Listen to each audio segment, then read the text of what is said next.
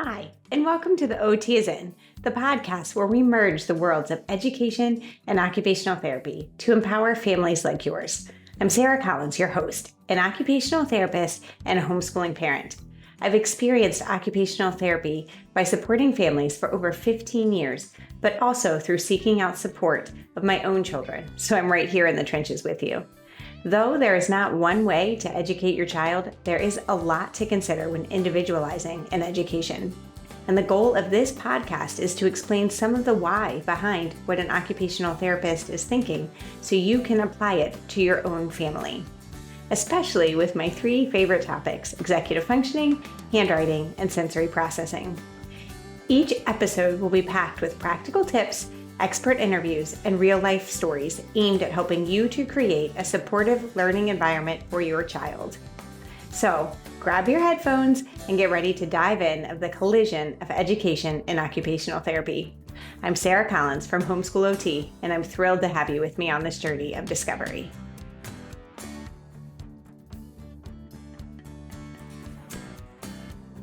Hey, and welcome back to the OT is In. In this episode, we dive deep into the nuanced world of planning and executive functioning skill with the incredible Amy Bodkin as our guest. Amy, a former school psychologist and an autistic adult herself, brings her unique perspective on planning the homeschool year, especially when each child has different needs. Here in episode 10, Amy sheds light on her revolutionary 3-step process for tracking the developmental progress of children. We kick things off with her intriguing approach to testing, which focuses on the individual's year-over-year growth. Amy provides insight into the importance of decreasing the gap in developmental scores and instead advocates for a balanced way forward. In the second step, Amy emphasizes a brain dump of resources so the homeschool can play to a child's strengths. And the final step is the actual organization and tracking of fluency and accomplishments in non-standardized skills, which encompass a whole gamut from the arts to life skills. But it's not all about the kids. Amy also talks about her own systems for maintaining her executive functioning, fostering a learning environment filled with fun and magic akin to Disney.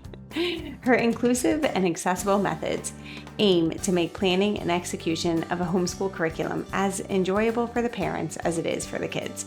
So listen in as we touch upon the critical role of executive functioning skills, especially planning, prioritizing, and metacognition, to adapt educational plans that focus on both group and individual needs. Let's dive in.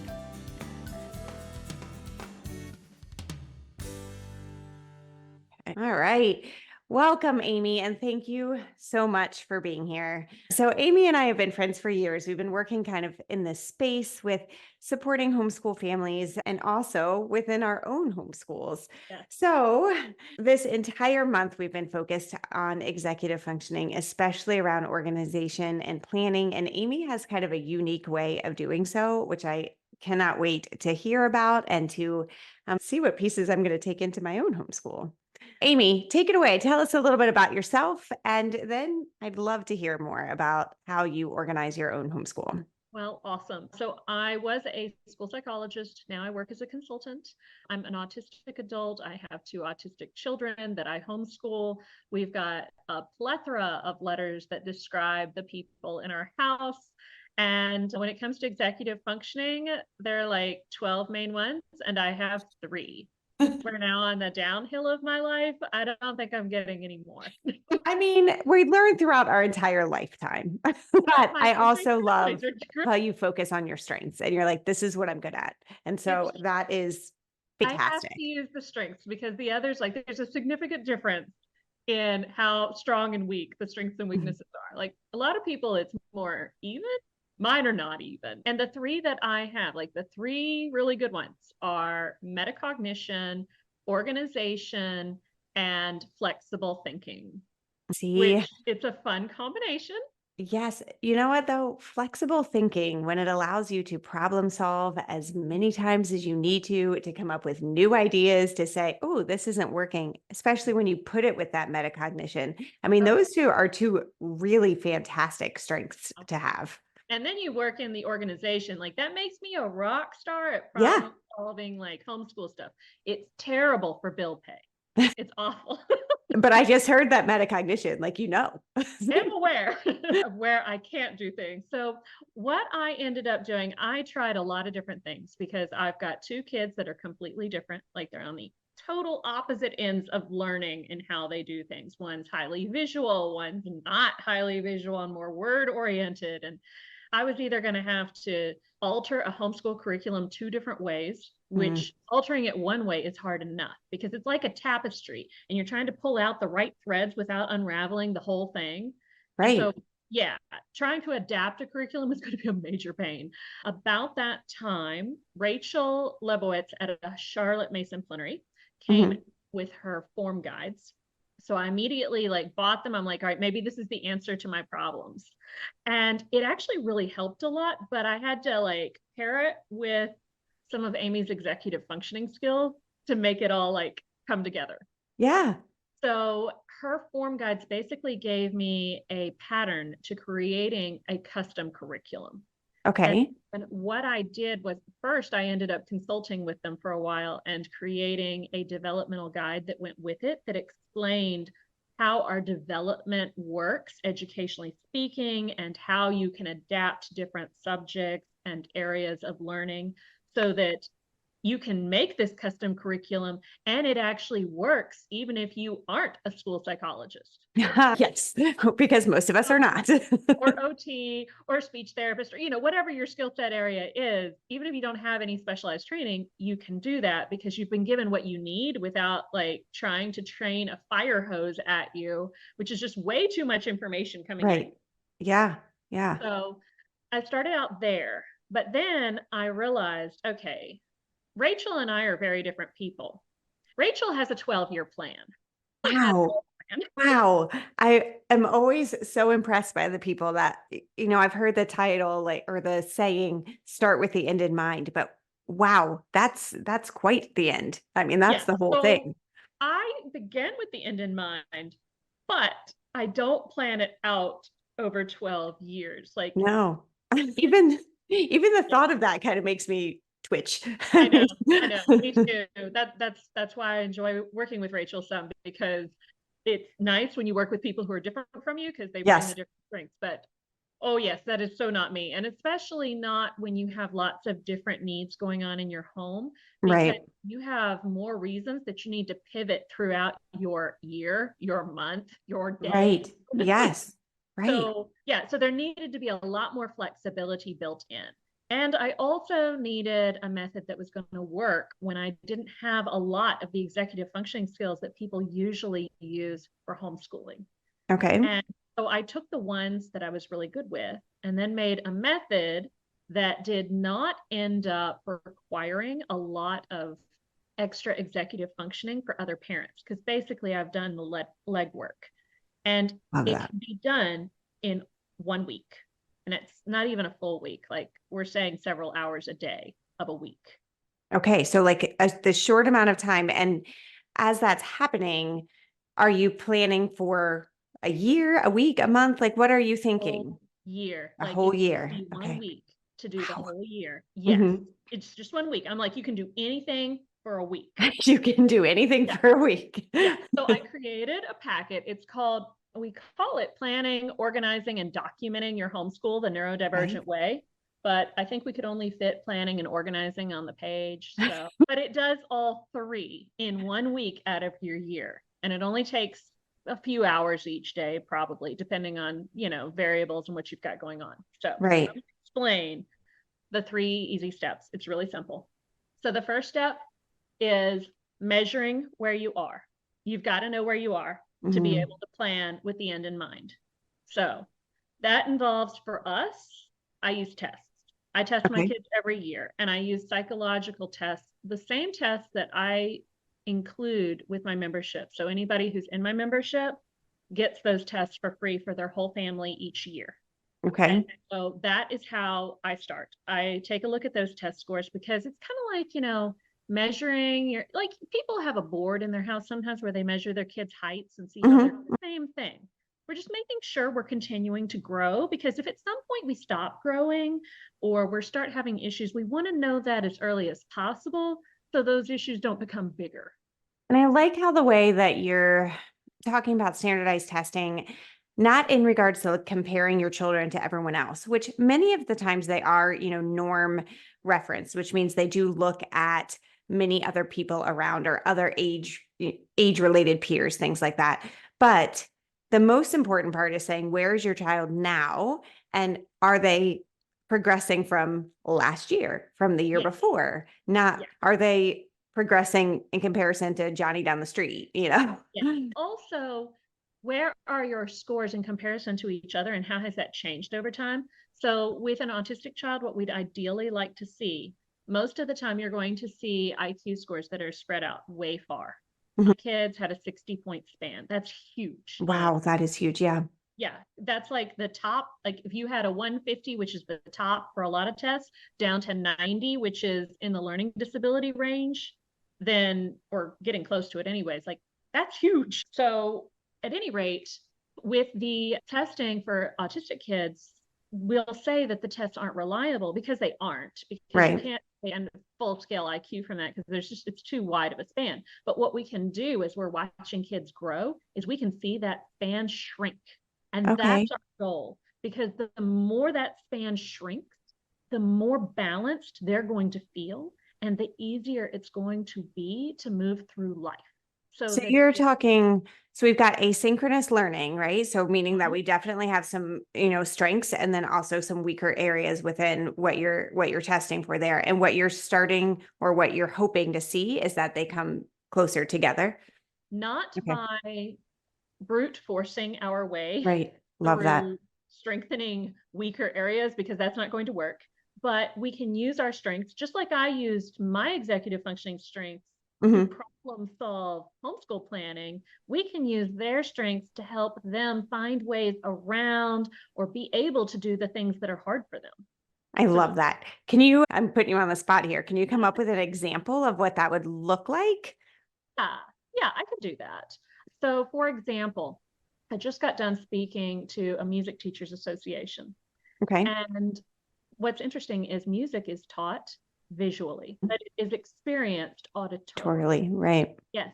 So what's funny is a lot of kids who have a strong auditory strength and are really gifted in music don't do well with lessons because they're taught visually. Uh, Yeah. and this is a particular problem if you have a kid who has a specific weakness in spatial processing, because sheet music is written spatially. Spatially. Yeah, Yes. on lines and spaces, Hmm. relationship between the two. So one of my children, he actually has trouble with spatial processing. So he actually reads music best visually, but not spatially. And if you've ever seen those video games like Guitar Hero, where the like, Oh yeah, with the line. Yes. yeah, Hmm. they've got those for piano. And there's a whole website called Midiano that you plug in a MIDI file and it like shows the music that way. And he can play that way. Meanwhile, Amazing. I'm looking at it going, oh my goodness gracious, I cannot. I know. I've watched with those. My daughter plays that same way, actually. It's really Yeah. interesting, but it makes me dizzy. I can't. Yes. Mhm. Yes. So finding, all right, so what are we good at? How can we use that to either bypass or to help strengthen something? And I've noticed, like with both of my kids, there's such opposites in so many ways.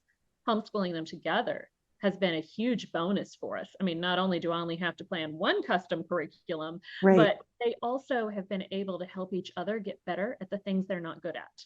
I love that. Mhm. That So family sometimes, dynamic and support. I mean, that is beautiful. And talk about the camaraderie that you get in there, but yeah, also the collaboration. That is beautiful. and you have to learn to get along. Imagine that. Siblings getting along, that's silly. One of the most important lessons I think that we learn in our homeschool is to value and appreciate people who do things differently. I would Um, agree. yeah. And if we can learn that, wow, like Hmm. you have mastered life. Right. Right. So, but a lot of times I start out with doing yearly measurement. And in this packet, I actually included how you can measure fluency, because like you don't even have to have a special test or the membership or anything to do that. You Okay. can get a lot of these tests online, but I included samples from my daughter because she gave me permission to share, of two real like years that we had. So it shows her RAT for her educational one. It shows her reading fluency. And I included this chart in there. It's all pre-made. All someone has to do is print it and fill it in. Beautiful. Yeah. Beautiful. And samples of work because some things don't show up on a test. Right. And so we want to have some kind of a documented record of like, what are we doing in art this year compared to last year, and crafts and life skills, so recipes, and foreign language. That's not usually on our Beautiful. standardized test. So Right. the way of measuring, this is how tall you are right now, and this is how Right. tall you were last year. Yes, I love that. Now, in the state of Pennsylvania, which is where we are, I have to do that every year. I have to submit all of that. And I actually typically do it, the stuff that is not included in testing or even writing samples, I do it all through pictures so that we can look at what we've done all year long and talk to my kids about, where do you see yourself? Like where do you see the biggest differences in you this year? We also, at the beginning of the year, we write down together. I have a meeting with them, each of them, it's my favorite day of the year. Actually, I'm such a nerd, but my favorite day of the year, I meet with each of them and we go over not setting specific goals that are like, I will, by December, I will write 300 words, like nothing like that. But although those are, the SMART goals where they're measurable and things like I that. really hate SMART goals. Yeah, right. But more of, what are my priorities in learning, and what are my interests? So we get all of those then, and we check back at the end of the year to compare and say, where are we? So I think that would go right along with we have to start right where are we now before we plan for the next year? And that's why I made that step one, because we're required to do some of that in Florida, Mm-hmm. where I am, not quite as much as you guys are, but many states are required to do something like that. So it often is a necessary step, but it's also important to be able to like celebrate with your kids. Wow, So look at important. like where you are. And it might not even be success in math and reading that year. It might be success in something else, but just to see growth in general, Yes. it's so important for them to get a big bird's eye picture of like, where are we? Right. And speaking of executive functioning skills, the way that you were talking about metacognition, that's that self-awareness and being able to say, wow, this is what I've done. These are the good things that I've done. And good meaning not the definition of, wow, like this is good versus bad, but like these are some areas of growth where I've shown that. And so if we can do that with our children, we're influencing that metacognition for them. Absolutely. And it's also helpful as they're looking further down the road to, what do I want to do in life? Because it makes them more aware of, where are my strengths? What am I good at? What might I enjoy? That. So the next step is planning your year. Because Part two. part two, you can plan your year. So for this one, I use the form guides at a Charlotte Mason Plenary to give me kind of like an outline of where I want to be, because it's a lot of the subjects I want to include. And I also like that in that guide, there is a quiz you can do with your kids. What did you like? Like, rank history 1 to 10. Was it a 1 or was it a 10? And sometimes that surprises me. I remember one, like both kids were like, history is like a 1. I'm like, okay, what's the deal? Like, why don't we like history? Right. And I finally found out that they like stories, don't like spines. Even story-like spines are not story-like enough for them. Okay, I get it. Yeah. So we switched to historical fiction for a year or two, and now it's their favorite subject. That's so great.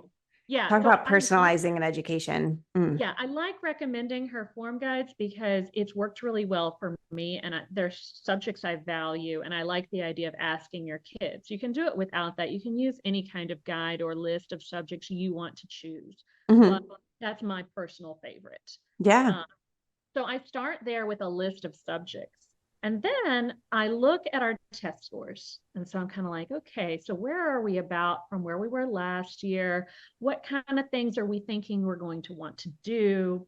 And I kind of make a brain dump list of, well, what do we want to do for literature? What books do I want to read? And it can be a huge, massive brain dump list that I'm never going to get to, and that's totally fine. And for history, okay, you know what? We haven't done American. We need to do American starting this year. Let's make my brain dump list of what I think would be fun for American history. So it's just a brain dump list, and it can be stuff I found from Facebook groups, or it can be stuff that I remember reading when I was a kid, or something I found in a bookshop, or what I have on the shelves, all those things. Put them on the list. And so then I use that, and I have samples of this, and I have blank ones at the back of it.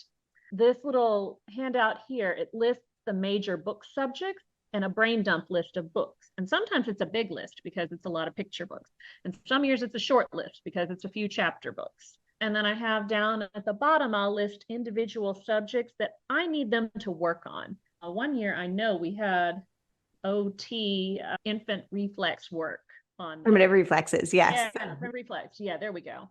So it depends on the kid as to what kind of individual work. And it's not always, but I try to differentiate in planning between group work and individual work. And it doesn't have to be in a group, but there are subjects that are cognitive subjects that can be done with others that involve discussion or communication about different ideas. Right. And there's the life skills, practical reading, writing, math type things that no one can do for you that you really do have to do for yourself. On your own. Yes. And so I separate them out between the two. You could do it either way, but as far as planning purposes go, that's how I do that. And I also list out their weekly activities just so I have a documentation of what did we do this year? Which for some people can be quite a lot of those weekly activities outside of the home. And yeah, so to logistically get all of that straight is difficult. On yeah, page, absolutely. This is our picture of what I think our year's going to be. And then I can kind of go in and go, you know what, we are not reading that book. We're scratching that off. We get down the road and I've deleted off a bunch of books, but I've added in a different one that I came across a few months later. And as I'm going, I'm occasionally referencing back to that list, kind of going, we haven't done any science this year. We really ought to fix that. See, Amy, you did not mention prioritization as one of your strengths, but I would say as you're going through this, you're labeling everything out, listing it with your brain dump, but then you're going back and you're prioritizing what is important. So I'm going to add that as the fourth of your strengths. There is, you're right. There is a certain amount of prioritization that has to happen because otherwise we really can't do some of those problem solving skills. See? Yeah, especially in situations where we're dealing with crises and such, which is certainly a place where I am very happy at. Yeah. Because I'm looking at those relationships and connections and where are our problems and how do we prioritize? So yes, I think you're right. You have four. Four now. I've always had four, truth to be told. So that part, it's not as concrete as maybe the testing part or the organizing part, but it is the part where we're doing our brainstorming and we're putting down like, what do we have to work with here? You know, do you want to put down just a bunch of books you found online from different people and you want to put in the money to either buying them or the time to find them at a library, or do you want to go with what's on your shelves? You have options. Right. So, and that helps parents who don't have a lot of money to put into homeschooling, because if you have this, and maybe if you wanted to get the form guide, like you can create a custom curriculum from kindergarten all the way through each year. And you could rely on just stuff from your library if you wanted to. Are you tired of repeating directions to your kids, or do meltdowns throw your day off course? Or if you have a child who struggles to get started and then stay on task, guys, you are not alone. These challenges are all part of executive functioning. This month, as we're tackling the concept of organization and prioritization in the homeschool, it's important to remember that this is only one aspect of executive functioning skills. Getting started with a task, persisting through to the end, self-evaluating, and working memory are all also aspects of executive functioning. We address these in the Executive Functioning Focus Group. So join us on a 30-day journey as we delve deep into executive functioning skills tailored specifically for homeschool environments. For each of the skills, we focus on ways to help support our children in their development, ways to set up the environment so it matches their strengths and needs, and questions to help to promote success with the activities that your children specifically need and want to do. Join us to discover how to support your kids as they learn at their own pace. Because let's face it, one size does not fit all when it comes to learning. Each week, there's new content to help you understand more about executive functioning. Because at each stage of development, these skills and expectations look different. And though the main goal is to help you understand the why, there are also tools and strategies that you can implement immediately.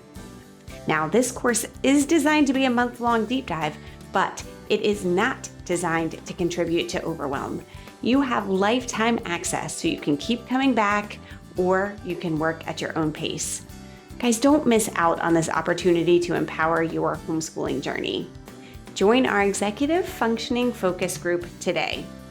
You can find it by visiting our shop at homeschoolot.com, or more specifically, homeschoolot.com/shop/executive-function-focus-group.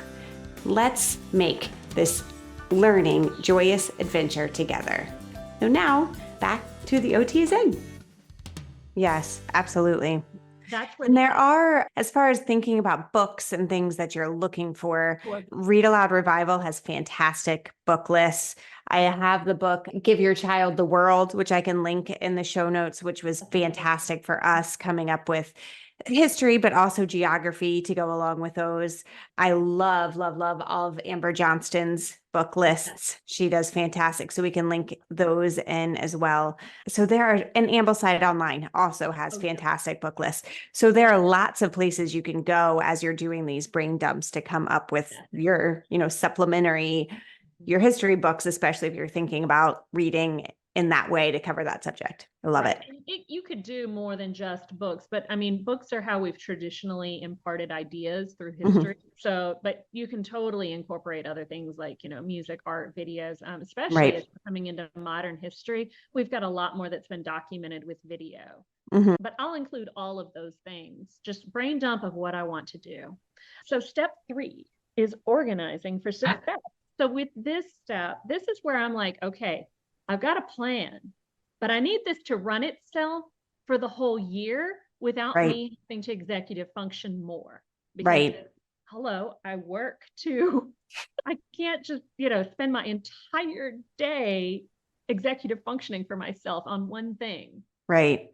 I also have like a family and a house. Sometimes I have to wash the dishes. Yeah, I mean, there's things like that have to be done. And I need this to run itself as much as possible, because then we don't have to depend on my executive functioning skills to always be functioning well, because they are not always functioning at the same level. Right. So what I do, and I'm going to show you the handouts, because I think the handouts are more useful in this setting than like the description of the chapter itself.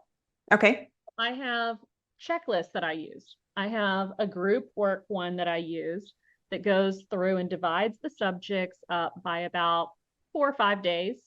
And I use a loop schedule, which I love loop schedules because, okay, it's Monday.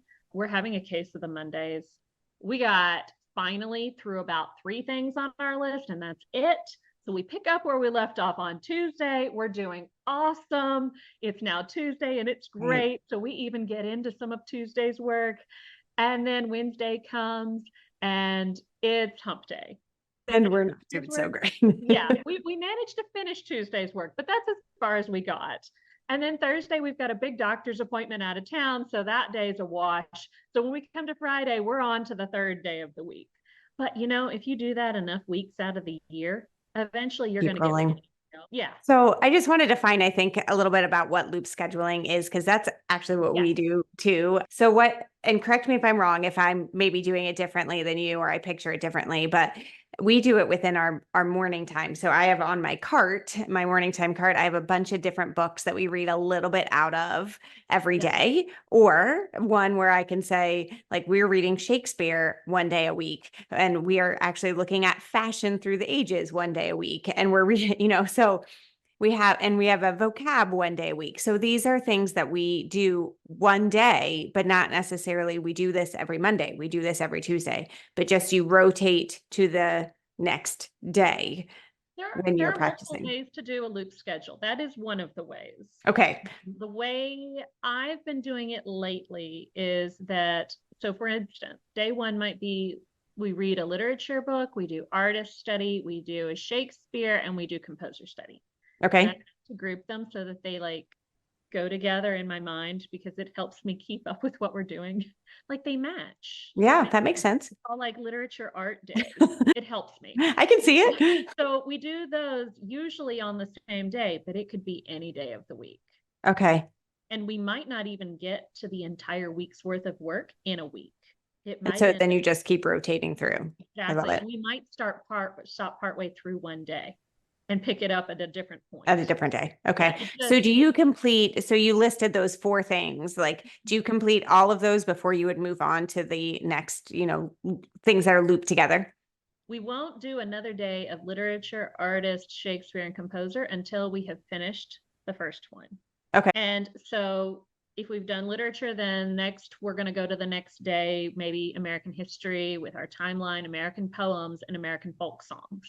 So you can see there's like some hands-on, there's some music and poetry, and there's also some reading each day. So those are all cognitive group type subjects that they can do together that we can benefit from group discussion from. So, but you go through all of the subjects before you go to the next week. Okay. I love that. So yeah, so it corrects for me. So as I might not want to continue doing science every day, because science is not my thing, so I might purposefully or accidentally skip science for several weeks. This keeps me from doing that. Okay. So it's there to keep my executive functioning skills on track, doing what we're supposed to be doing. Okay. So it's all designed in so that you don't have to do it yourself, but it's tucked in there in such a way that you don't realize that you're helping yourself. So that later on you can look back and be like, thank you, past Amy. You're such a genius. Sometimes like it'll make you feel that way because you're like, oh, wow, I am so good at this. When in reality, you've got a system that's designed to help you succeed instead of a system that's not designed to help you succeed. And then you feel like a failure, which is not what we want. Right. Not Yeah. true. And I have individual schedules that the kids use. So each one has their own. I've used picture icons before when they were younger. I've used words. I started out this with teaching them how to use a list. So it might just be one thing on the list that says, go play with Legos. That qualifies as this might be my favorite thing that I've heard you say this, which so many things have been important, but the way that you're talking about how you incrementally help to increase their independence, and you started with just, what is a list and how could you follow that list? There's a lot of times that we assume that our kids will be able to do something, but you're starting, hey, here's the beginning of what this will take. Yes. Love that. You played with Legos. Good job. Way to go you. Yes, I love it. So we're slowly adding more. And what I think about when I write that list is what will they do on their own and what can they do on their own?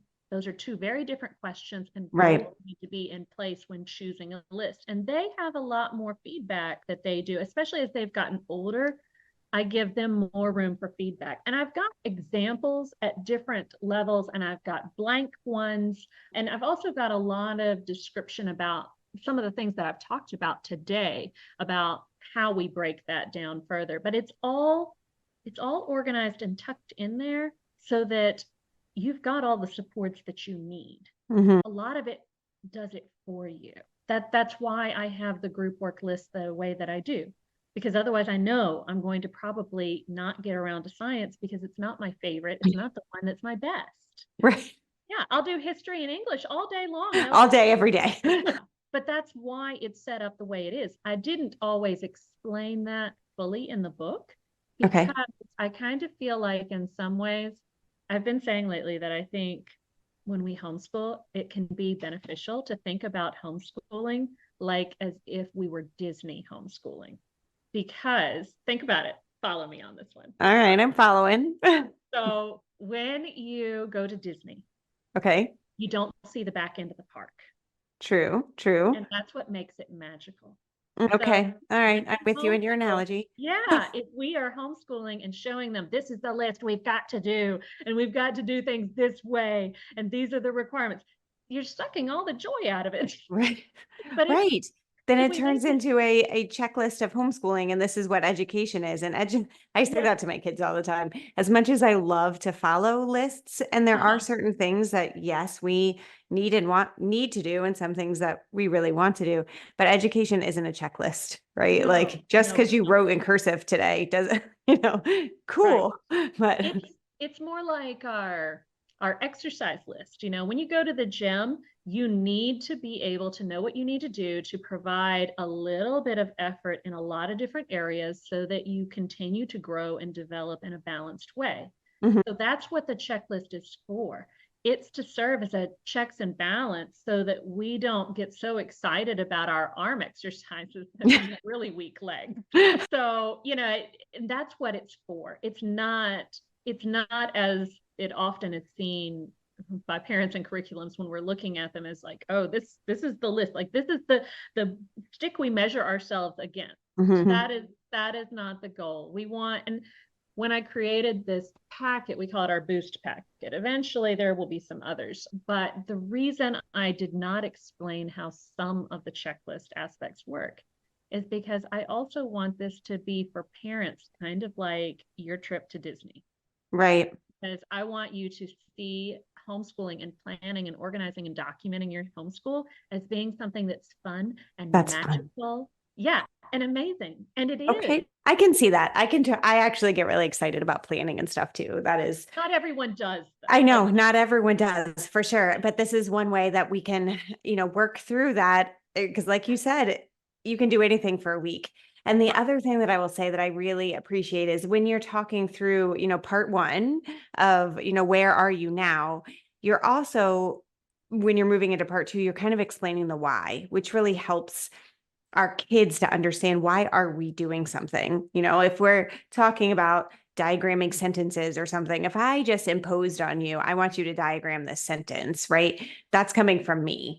But if we talk about the reasons why diagramming sentences, which to be honest with you, I can't come up with right now off the top of my head. So, We can sometimes ditch and do a different way sometimes. but actually, okay, I can come up with it because for my son, who is a very visual learner, it helped him to break down and turn his sentences into a picture. And so it really made a big difference there. That's why you have to have those conversations with Yeah. And the kids, why. Mhm. and why you have to use that metacognition sometimes or work to develop it, because we're thinking, okay, but what is it that we really need? Is it the diagramming or is it the work on grammar? If it's the work Right. on grammar, what's the best way for you to do that? To do it.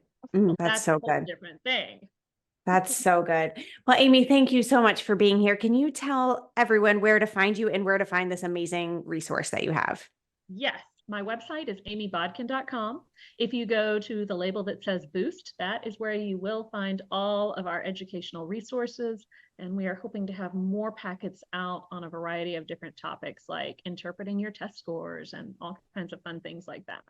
Fantastic. And I'll make sure that this is all linked in the show notes as well. So thank you again so much for being here. And as always, it just makes me happy because we're friends and it makes me smile to have you here. So thank you. Getting to have coworkers, even if we're not in the same place doing the same exact things. Right? Different states, but that's okay. That's okay. Have others who value homeschooling and the beauty it can bring to our lives. So true. So true.